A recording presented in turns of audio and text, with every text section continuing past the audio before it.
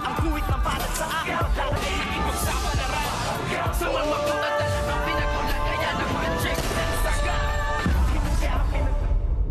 Good morning and welcome sa aking munting channel. Hindi na nga nakapagpigil itong si Tanggol sa kanyang mga nalaman na itong ang kanyang Tatay Rigor ay iniuwi ang kanyang babae na si Lena sa kanilang tahanan, kung kaya't napasugod siya sa kanilang bahay at nakita nga niya si Lena at dito nga ay nagmayabang pa itong si Lena na siya raw ay isang pulis at kayang-kayang gawan sila ng kaso. Naku Lena, ang kapal naman ng pagmumukha mo na pagsabihan yung anak ni Rigor ng ganyang salita dahil ikaw ay kabit lamang at sampid sa kanilang pamilya. Hindi mo ba nauunawaan yun? Ikaw pa naman ay naturingang isang pulis, pero anong utak ang meron ka?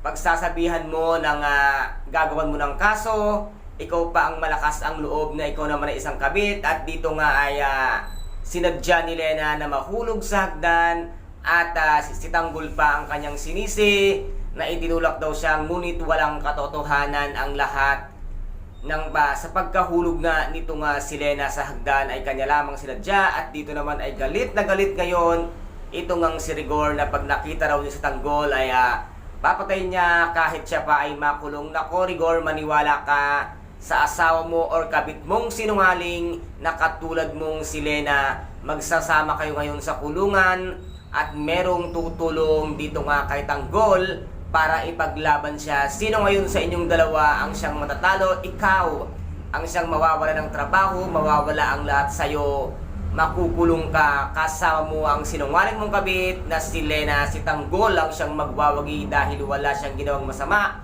at ikaw dito ang siyang tunay na masama.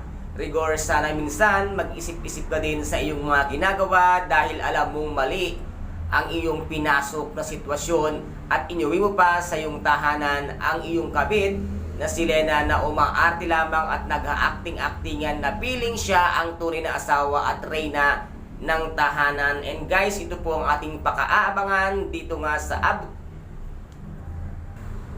sa tinaguri ang pambansang teleserye FPJ, ang Batang Quiapo. At kung nagustuhan po ninyo ang aking videos for today, paki-subscribe na lamang po ng aking channel, paki-like and share para maging update kayo sa lahat ng gagawin kong videos. Maraming salamat po, ingat, God bless, and bye-bye!